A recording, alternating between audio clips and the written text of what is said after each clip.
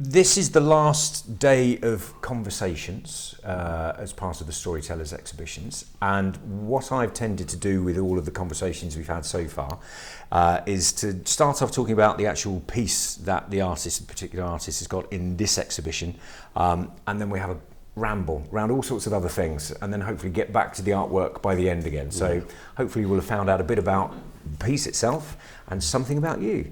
So David, welcome. Are you all right? Are you nervous about it? Yeah, yes, who wouldn't be here? It's about the only second time I've spoken about my own work. I'm happy with other people, but talking about your own stuff is horrific. It's a different thing, There's isn't some it? very eminent people in the audience I spot, and also people will tell me I'm talking a load of rubbish if I do. Well, I don't think there's going to be any rubbish talk. So I was very lucky that I spent a couple of hours with David at his studio earlier in the week to have a look at how you work and how it fits into the context of things. So let's start off talking about Reckless, first of all, which is the piece that is in the exhibition here at the Beanie. Just talk me through briefly about what it means to you as a piece. How did you come to create it in the first place? Right. Well, first of all, when Natalie set up this exhibition, asked me to be in it, I was delighted, but I had to explain I don't do storytelling. You know, my work isn't about narrative as such like that. But that didn't seem to matter. That was all right. So the painting itself that I've chosen to go in there, it's called Reckless. It's really about a Scottish loch where we stayed in between the two lockdowns, right on the shore, quite remote, and there was this fantastic sunset. But it wasn't a sunset like a chocolate box one. It just came down very heavy, but it was dramatic across the loch, and it was just amazing. Next morning, I did some watercolours with Priscilla, my wife, and I both sat there and did some watercolours. So it was the night that I really remember. It just came down and it became so black. But there was that sort of interim time of so I did, as well as some drawings, I did 3 quite large paintings of that. This is the last one. This is the most abstract of the lot. The first one did reflect the actual colours of you'd expect to see in the Scottish Highlands. And that sold, strangely enough, to a Scottish person. Didn't even have a Scottish name, but they obviously recognised it. And then the next one became a little bit more abstracted, and then this one, it is a landscape, but it doesn't really look like one. But to me it is anyway. The name Reckless, while I was painting it, I occasionally listen to music, and there's a Radio Paradise is a digital program that comes on. It just automatically plays, no adverts or talking, and comes from California. And REM, those of you, I guess you'd know, Night Swimming, the song, and there's this, and it came on about 2 or 3 times, and there's a line in it called the Night Swimming. It's called there's 2 ways of putting it: recklessness of water or recklessness and water. Either way, it doesn't really matter, but I just like the idea of that whole reckless feeling, because if you know what it's like, if you're standing on a deep sort of water's edge and it's getting darker and darker, there is a feeling you want to go swimming in it, and at the same time, you know, if you went in it, you'd feel a bit slightly like something might come up, you know, some loch or monster might pull you down or whatever. So that was the sort of feeling, and it did take on that. To me, when I look at that painting, it's got bands of kind of, there's a sort of pink band, I guess you would have seen it. There's a pink band, it's sort of sandwiched between dark colours. And then there's a line of black and white, yellow and white. And yellow and white, when you use it, it's nature's way of actually reflecting danger, you know, snakes and wasps and all that sort of thing. Yellow and black. If it's yellow and black, you know, stay back. Sort of thing. So that got into the painting, and I thought just the word reckless sort of was an emotion that I felt when we were there. And as you say, there isn't a specific story as such behind that, but it's a kind of a reflection in the moment of how you felt and some of the emotions that it kind of drew up in you. Yes, I mean there is a strong narrative running through a lot of British art, and I think British people in particular they're very literary people, and we've got a huge backlog of British literature. And I think most people actually look for a narrative in a painting. You know, what's it about? How can I, you know? And that, of course, the more you move away from paintings that are strongly, you know, conversation pieces, or they've got a moral to them, or all that sort of stuff, the more abstract they become, the less the narrative appears. In fact, I feel uncomfortable if I'm working with a subject. I used to do a lot more where I'd think the idea out first, and then try to make a painting with the idea involved. And I've kind of drifted from that.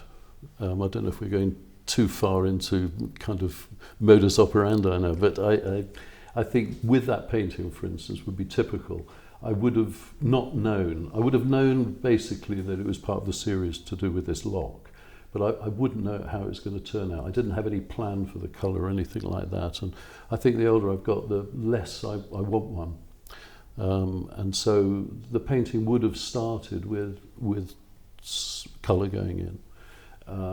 And then as soon as I put the first, I can't remember what the first colour would have been, but let's just say it was pink. You know, I like pink. There's something about. I always think it's subversive pink. Something about it. I don't know. But and then as soon as you put one thing down, you then have to think of something else. You know, to go with it, to work with it, or do something with it. And then it rolls from that, and then suddenly the colour you put down is all wrong as you move through the painting, and you end up then painting that out, and then you think, oh so God, that. I do want to talk about your modus operandi, because having been in the space where you actually work, let's talk a bit about encaustic first of all, because it's a very specific technique to use. So explain first of all what it actually is, and then why you have chosen to use it. Yeah, encaustic is a really old medium. I mean, I guess a lot of you would know about it, but it's basically oil paint in oil paint dissolved in molten wax, and it's really an ancient. The Egyptians, Romans used to use it, and if you go into somewhere like the Fitzwilliam in Cambridge, you'll see some fantastic 2,000-year-old encaustic paintings of portraits and things. I mean, they really are stunning, and they look new. You know. And I think people often think if I'm using encaustic, you know, melt. Oh God, can we put it near a radiator or something? It'll just melt off. The wall. Yeah, no, because it feels as though it should be impermanent. You wouldn't put it in a conservatory, but you at the same time you wouldn't put any painting in a conservatory because it would just leach out. You know, so apart from that, it takes. So it's very permanent, and so the physicality of how you paint with it is completely different, isn't it? That's why I really have taken to. I've been using encaustic for a long time now, and there is something about it. When you're painting, it's applying colour. You know, you're putting it on, and wiping it off and all that sort of stuff. With encaustic, you're putting it on. It's rather, you know, fast candle wax sets. You know, so it's on there, but it's thick, and then you can dig into it or overpaint it very quickly. It suits me because I'm quite impatient, and so I need to get on with things, and so, you know, cutting and scraping and overpainting and then pulling it back. I mean, you've seen the shelf below the paintings. I mean, there's always more stuff underneath the paintings than there is actually on. You've got a clean pair of shoes on today. I've dressed up today. No overalls. So it's a great medium if you like to be very physical about the way you paint, and you can change things very quickly, which is good. And then, as you know, oil paint takes a long time to cure, so it's held in the wax and the oil paint gradually. So at first you can feel a sort of slight softness to the surface, and then it hardens up and becomes almost like enamel when it's really dry. And the fact that it is such a thick thing that you can get that texture, so it's a three-dimensional painting. It's not just the flat surface. You can work them into, you know, it's quite a physical surface. So, you know, it's not just the sort of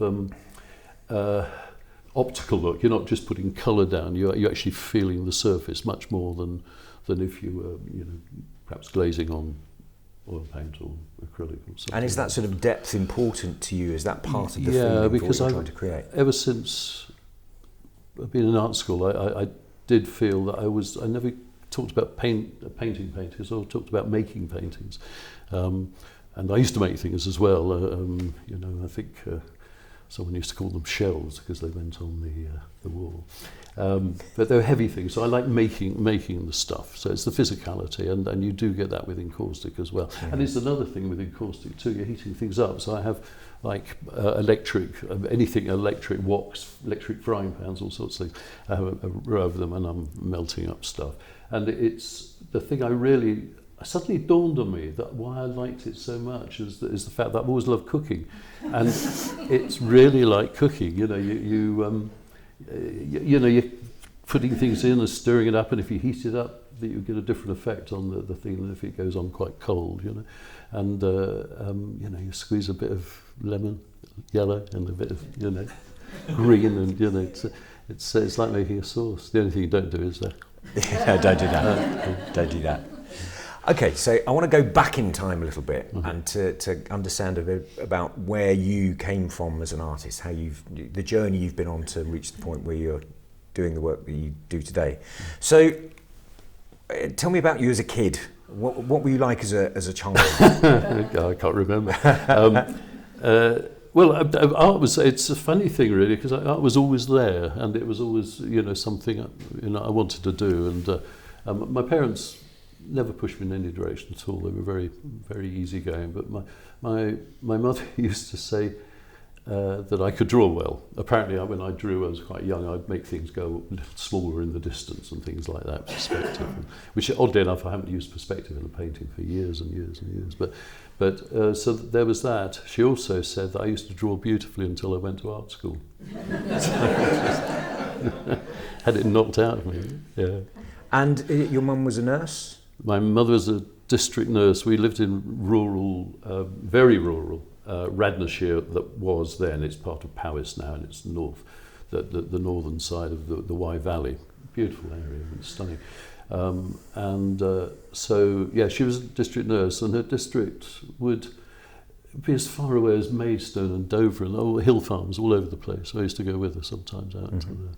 And so that's, you know, it was quite sometimes she'd leave you as well. I did tell you that, yes. No, there was one, it was another lake, not a lot, but a lake. It was a pool. It was Welsh Lake. It was way up in the hills. And she used to drop me off with my fishing rod. It was a pike lake. There was nothing there. It was just like a hill, mountain, well, not mountains, but big hills, big bare hills, bracken covered. And this very big, very deep lake in the middle had a boat and things. Anyway, she dropped me off one day. She used to drop me off, and I'd go pike fishing, and she dropped me. It was winter. You were what? February. 12? 12, 13, mm-hmm. Something like that. And she forgot. and within half an hour, I'd gone in. It was very peaty, and I'd slipped through, and I was wet right up to here, which is fine when you're that sort of age. You know, you just plough on and that. But as it got dark, it started to freeze on me and all the leggings. So she did remember. I knew eventually, she would. You survived. You survived. Yeah, well, that's a good thing. Yeah. But you're very physical. I mean, you're a big sportsman, weren't you? It used to be. Yeah, I can hardly move now, but yeah. But rugby, running, everything squash. except football. I couldn't kick a ball. Just couldn't kick a ball. Just kick it and it would not go anywhere. It was just awful. Right, okay. They used to stick me in goal, and I was used to that as well. But physicality's always been an important part of who you are and how you operate. Well, I guess, yeah. I expect. I don't know where to run with that one, because it's I did like sport, and I like being physical with the paintings. But, so because we looked at some of your sketchbooks, mm-hmm. and your early stuff. So you said you were great, your mum said you were great at drawing until you went to art school. Yeah. So let's talk a little bit about what you thought about art at the point when you went to art school, because you spent a long time in academia as well, post that. Well, we'll come on to that in a minute. But at that point, when you went to art school, what did you think art was? What were you creating then? Well, that's kind of really interesting, because the school I went to, it was a Welsh grammar school, and it was either farmers' sons or shopkeepers' sons or people that sold grain to farmers and things like that. But it was quite science-based, so everyone that got as far as the sixth form and didn't go back to manage the farm were generally going on to university to do, I don't know, science subject or other. I was the only one doing A-level art. I had no competition, so I thought I was reasonably good, and I probably was. It was like I used to be a high jump champion for the whole of Brecon and Radnor. And it was only later I dawned on it that most Brecon and Radnor people are quite short, so I had a head start really. And it was the same with art. You know, there wasn't a lot of competition at all. And so I went there, and I thought modern art was the Norwich School of watercolour painting or pre-Raphaelites or something like that. I mean, I really didn't know anything about art. And I went to art school, and that was quite a shock. You know, they were using words that I never heard of, like subjective and objective, and I was too embarrassed to ask what they meant. You know, you didn't get those words in science subjects, really. Mm-hmm. Well, subjective maybe. But you learn really quickly. I mean, really quickly. There's one story, I don't know if I told you this the other day, but there's one story which you learn from other students as well as the staff. And one of the first projects we had when I went off to, it was what was called pre-diploma then, foundation course, at Cheltenham. And we were given a homework project, and it simply was build a flying machine. That was it. So I went back and I got cereal packets, old Weetabix packets, things like that, and I made this biplane. And it was horrible. I mean, it really was awful. It was just cobbled together. I mean, it was just awful. And I brought it in, and I could see other people had made similar mistakes, and some people made rather beautiful things. And there was a very cool guy on my course, and I said, "What have you done?" He said, "Well, I'm waiting for the shop to open." And I was cutting it a bit fine, you know. Anyway, he went there. In the college shop, you have these huge rolls of cartridge paper. They're about 6 foot high, and you just pull a big, heavy cartridge. So he went in the shop as soon as it opened, pulled off this huge piece of white cartridge paper, lay it on the floor, and then folded it into a paper dart. And he stood it in the corner, and all our rubbish was out there. And this thing looked so beautifully elegant and so sculpturally perfect, and you know, it was just wonderful. And then he took it up, and it bloody flew as well. You know, it really took it from the roof.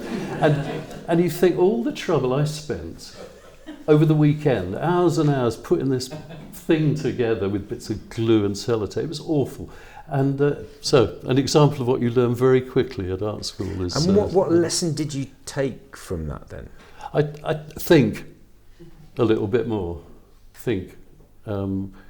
I thought art was all about doing, and it's about thinking as well. And so a lot of the time, although I'm not like a conceptual artist would be a thinker, you know, and they'd work it out. And I used to do stuff like that, and it was always, I don't know. I think while I'm working and make decisions as I go along, but think is the. I mean, it's all sorts of things you learn. There was another first person I ever met at art school. He was a Rome scholar, so he was like big cheese when you were just out, and he'd just was an artist in residence at the college, and he painted colour stripes. I said, "What do you do?" He said, "I paint colour stripes." And I said, "Oh," and I distinctly remember. I said, "How do you decide what colour goes next to the next one?" And this is what really surprised me. He said, "I just think of the worst possible colour that could go next to it," and it was probably years later before I understood why he said, because I thought you choose colours that went together, you know, go together. And but it gradually dawned on you that sometimes what you're trying to do, rather like a scientist will take a bit of plastic and heat it up to see what time it, you know, what temperature it bursts into flame or what acids or alkalis will affect. You know, he was doing the same thing with colour. You know, he was stress testing colour in a sense. So it's all those little kind of stories that you sink in. So you did. You've always been in the art world, but yes. for quite a long period you were an academic within Yes. the art world, effectively. Yes. So talk me through how you got into that in the first place, and then what that meant to you, Right. why you were doing it. Well, I got into it. I suppose a lot of people end up teaching. You know, when they do lots of things, whether it's French or literature or whatever it might be. So it seemed kind of natural. I didn't have. One thing I really lacked was ambition.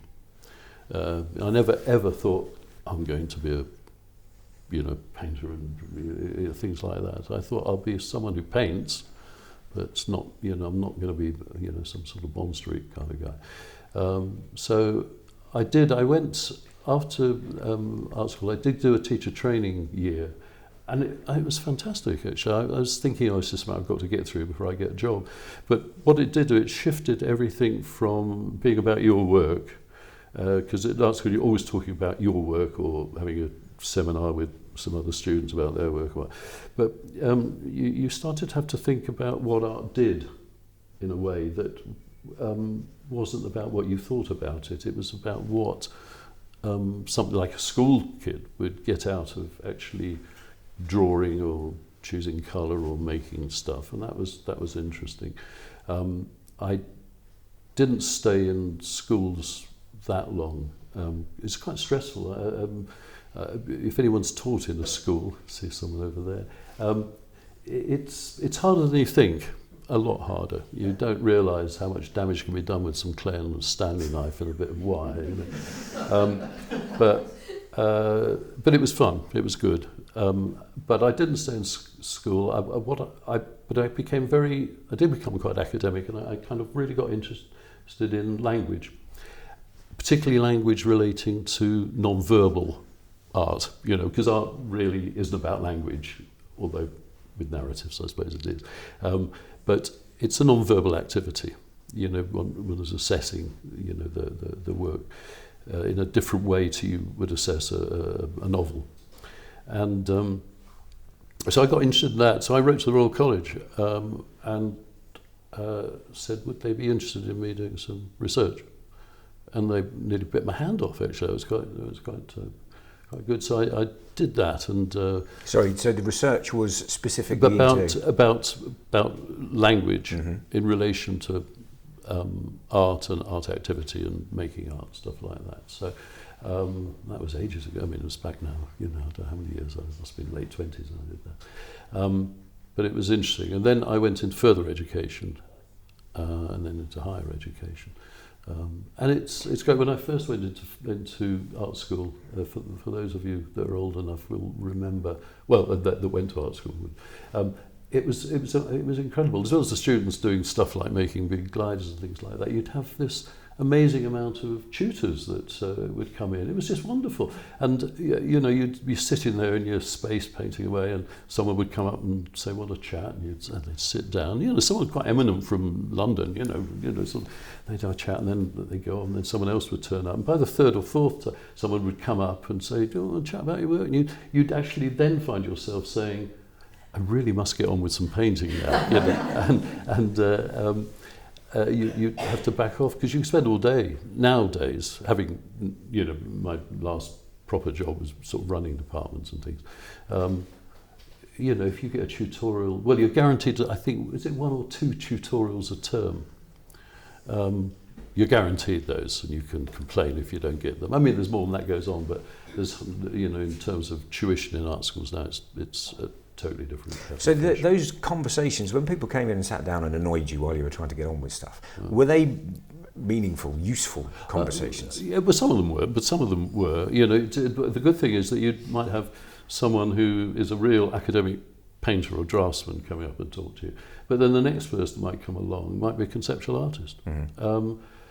And so, you know, you get one person saying, well, you know, how are you doing that? You know, and the other person would come in and say, well, why are you doing that? And so you had to be on your toes quite a bit, really, you know, to find where you stood. So you mentioned that towards the end of your career, your last job, you said, was kind of running departments. So at that point, how much were you able to actually do art yourself? Well, that's the point, really. You know, as you know, at first it was wonderful because you'd be talking to students, and really, you know, it's just very engaging. It's almost like doing art yourself because you'd be sitting down and, you know, just discussing work and things like that. But as time went on, you get mission drift, basically. You know, and I ended up sort of being in charge of a course, and then 3 courses, and then 8 courses, you know, and then, you know, department, and the more you do that, the more you lose any time. So, you know, for the last, I should imagine, 10 years of my career, if you said to any student who was studying then, you know, did they remember me? They wouldn't even know who I was.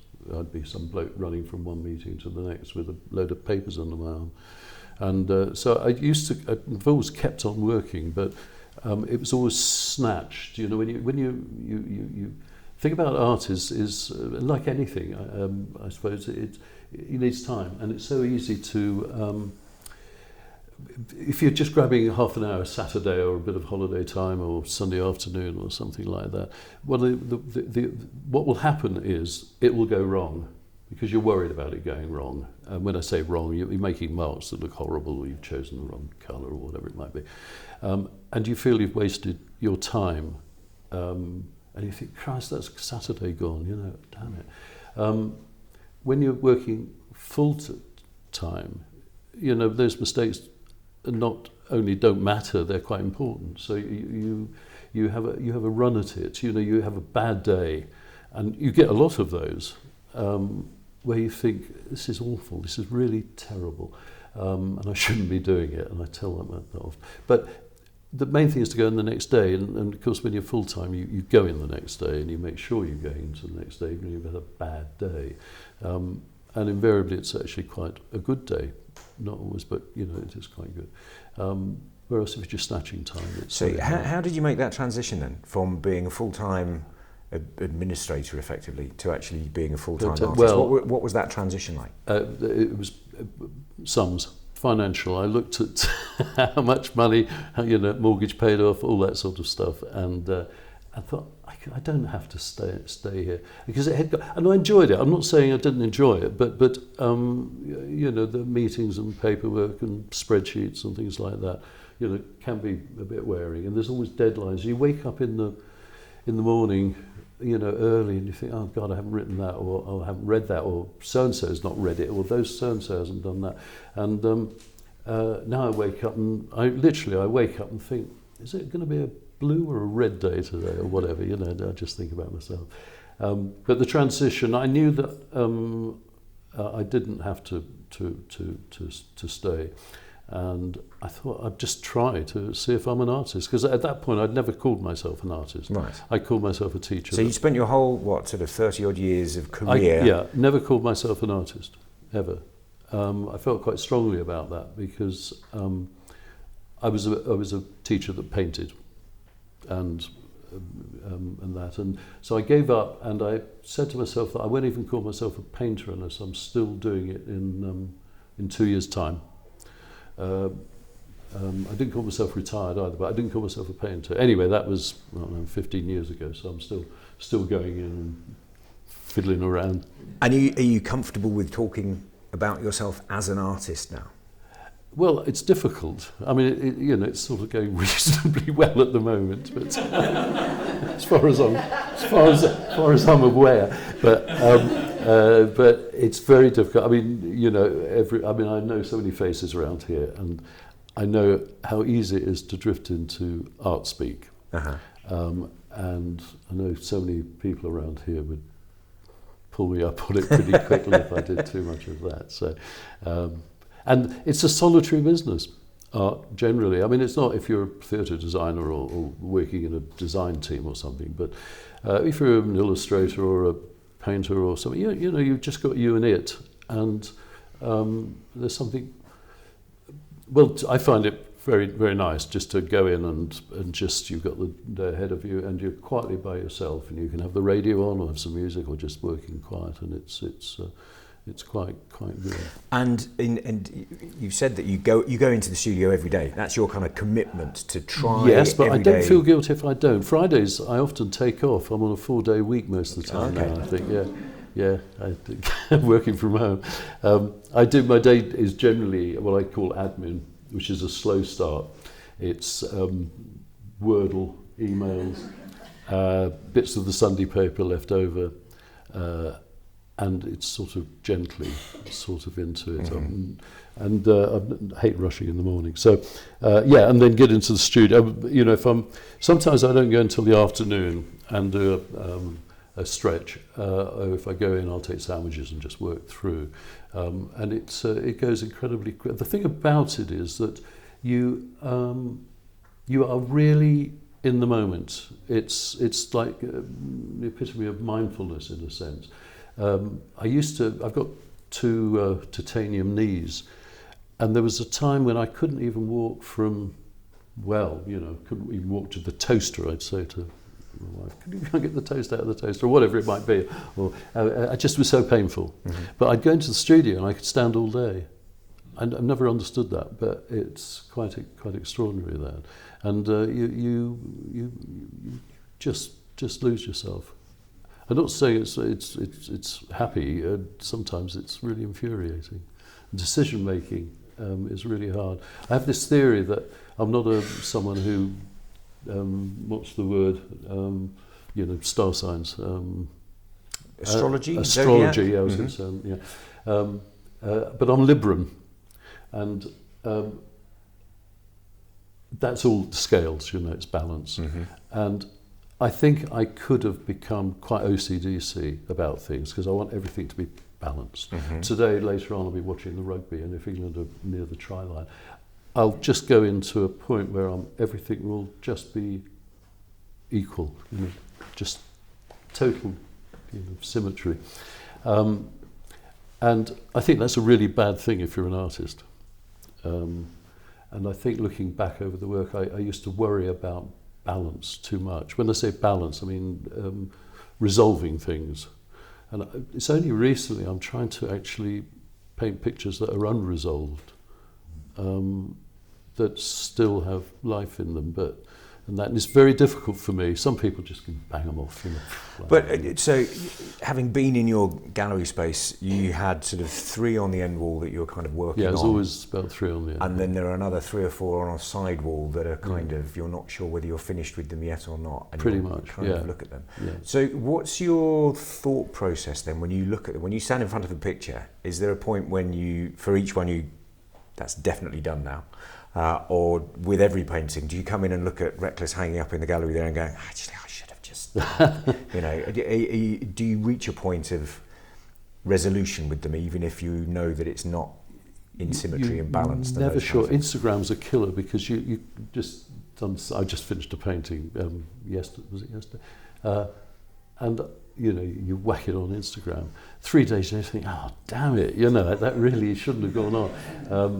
So it's that instant gratification. It's very hard to know when a painting is finished. I think it depends what sort of painter you are. If you're painting, say, a portrait, and it sort of locks itself in, and you know exactly what you're doing, whether you've got the person in front of you or a photograph you're working from or something, and there's bits of it that are just about skill and about craft and not imagination or anything. I mean, there's imagination goes into it, but some of it is just to bring that thing so it looks like that person, or it might look like that landscape or that bowl of fruit or whatever it is you're painting, in a way that you want to do it.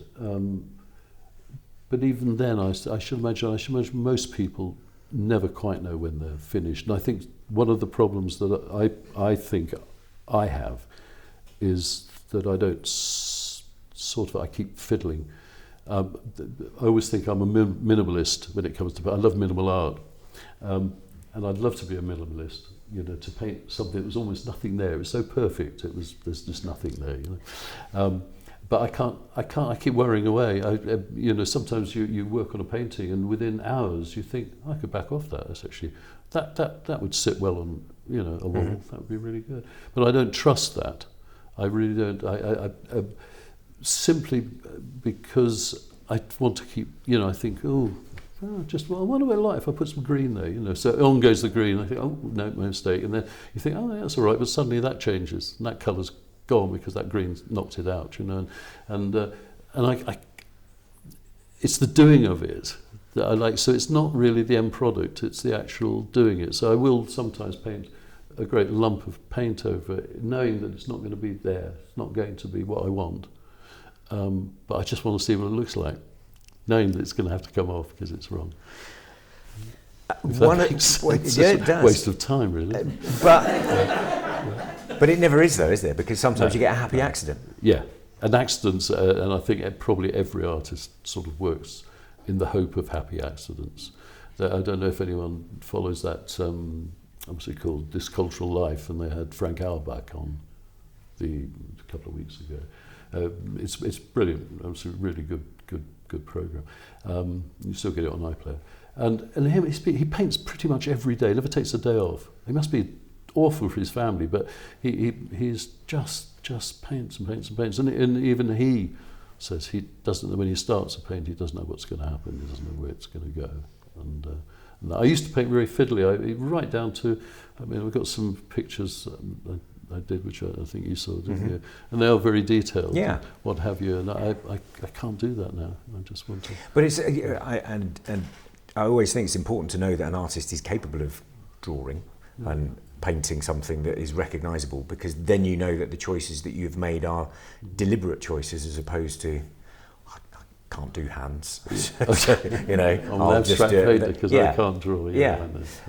But you're very much not in that category, because you can do very precise and you know, your sketchbooks when you go away and travel, and you keep those as a kind of a diary of places and memories, and those are recognisable things in a way that that isn't. That's it. That doesn't. That's a completely different sort of set of concepts. Yeah. I don't know. I've never been a brilliant draftsperson. As a tutor, sometimes I used to, when you get a batch of kids coming and finish their A levels and they're on the road, and there were a number of things I used to say to them, and I'm telling myself now that as a person, the first thing I say, look, you'll have really bad days and weeks, and some of you think you shouldn't be here. Mm-hmm. I said, but everyone else is thinking that as well, or pretty much, apart from the smart asses, they're thinking they're pretty rubbish. The other, what was that? What we were just talking about? I just suddenly thought that jumped into my mind beforehand about just what boring days. There was something else. Oh, it's gone now. Damn it! It was really important too. It really was. So to kind of wrap things up, are you happy with where you're at with your art at the moment? Absolutely not. I thought 15 years ago, I'm really going to get stuck into this, you know, and if you know, after 6 months it all gets boring, or I've run out of ideas or whatever. But if it didn't do that, and I was still painting, I thought I'd just get not better and better and better, because that's probably the wrong concept, but I'd be more sure about what I do. And the more I go on, the more uneasy I get about the whole. Not uneasy, but there's always something that you know isn't. There's always something you know isn't right, that isn't functioning. At the moment, going back to being Liberum, I had very ordered paintings, and I would always start a painting knowing the structure. Mm-hmm. And it generally had sort of fairly hard edges, but you know, it was quite delineated where everything went. And so much more recently, I've been subverting that. I don't think about structure now. I've been going into paintings, and I think just about a colour now. So, you know, last week or the week before, I woke up, pink. I'm going to paint a pink painting, and you know, you go in, and that was all I started with. And then I started to dig into the pink and put the other thing. And the same this week has been grey. And that's the kind of way I work now. And so, in a sense, I get the feeling that I'm less and less, you know, have a method than I thought I'd get more and more. The results work. Well, and it's greatly appreciated. I think we've got just a couple of moments to take a couple of questions. Anybody want to ask David anything in particular? It's difficult, like someone's going to... David, I'm involved in some summer in fashion. We've got a number of David's paintings on public display. Mm-hmm. And David's, and I've got one at home, we've got one at home as well. But you said something along the lines of, don't worry if people want to touch them. No. And that was fascinating because of the texture. I think and people... They're in very public places. Yeah. And people, they look and you can see people thinking, I wonder if I can, I wonder. And we say, don't touch it, it's okay. Thank you. It's amazing, honestly. It's. Well, I always, if someone's interested in it, I always whack the painting. I'd go like that. It's pretty solid, I'll say. Don't worry. Yeah. Anybody else? Yeah, David, I enjoyed your talk very much. A lot of your paintings have got sort of parallel score marks on them. It seems a sort of characteristic thing you do with quite a lot. I see it as a sort of geological stratum or biology. What do you it's a good question actually, because a lot of them have this layer, and it's to do with the fact that I'm a landscape painter that's trying not to be a landscape painter. And landscape, you've got those geological layers. I mean, I love the archaeology that you go below and there's sort of layers of, you know, I don't know, Saxon stuff and what have you, but you've also got the geological stuff. So you have flints and chalk and, you know, oil and whatever else below the surface. And then you've got the atmosphere going right all up. So there's this layering, and I quite like that because it's about, it gives you a structure, which I've worked on, and it also gives you a sort of a balance, but it's also a stress as well, because you have things balanced one on top of another. So it's sort of, you get areas where it's compressed and areas that sort of float apart. And it is very much about landscape, but I've just got rid of the you know. But it's what I'm saying now, I started to get very uncomfortable with that as my starting point, that structural starting point, which is why more recently I'm just going in, and sometimes I'm literally just making some marks. Just, I don't know what they're about. I don't know really at all what they're about, but it just is starting, it's getting things going. You know, it's just moving something on. And invariably, Priscilla will back this up, I'll come home and say, I've done a bloody landscape again. and I'm literally a landscaper that doesn't want to be. And so I'm trying, the problem is that why I don't want to be is because there's such, the tradition of British landscape painting is second to none. I mean, it's absolutely fantastic. You know, you just don't want to keep doing that. And I've always sort of wanted to find a new way of because am I right in thinking that of landscape. Some of the marks, when they curve around, they're kind of reminiscent of an OS map when you see it from the top. So you've got that. Because the OS map is a good example, because when you look at an OS map, it doesn't look like a landscape. It's not a landscape. It's not, and yet there's so much information about landscape in it. You know, and I think that's really important. And I think mapping has become it's taken at the moment. It's taking the place of the layering, and it's now sometimes I'm scratching in. The other day I was scratching in a farmyard that I used to go and help the farmer in, and just the plan of it. You never recognise, it doesn't look like that at all, but it just helped me to find marks to do as a sort of logic, and then it would just. So even though there's no story in any of your paintings, there's a story in every one of your paintings. Yeah, so it's all buried. Yeah. That's that word. Yeah. Martin, you're good. Sorry. Yeah. Well, great talk, David. Thank you. And as you know, I've I been know in your work for a while. And bought a few as well. I was wondering, so what extent it's important for you to sell your work? Because it's strikes me that you would carry on painting regardless. I would keep, and I think any painter would be the same. It's just going in and you just do it. The only problem is that, you know, if you work quite large, it's, you know, before you know it, your studio is just full of stuff, you know, so it's good to get it out to galleries, and even better if they don't come back.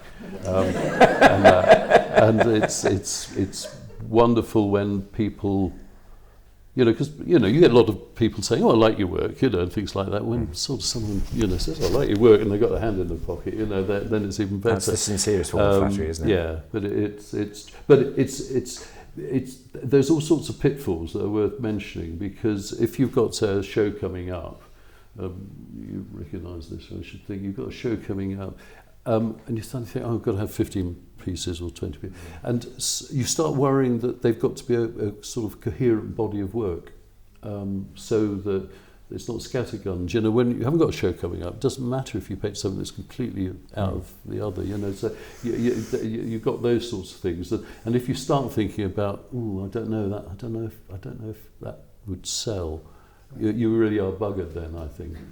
Yeah. It's been a fascinating conversation, and we could easily go on for another couple of hours. I know that, because Easy we did peasy. the other day. But we'll have to draw it to a close there. Yeah. Ladies and gentlemen, everybody, David Hayward. Thank you very much. Thank you very much. Thank you. Yeah,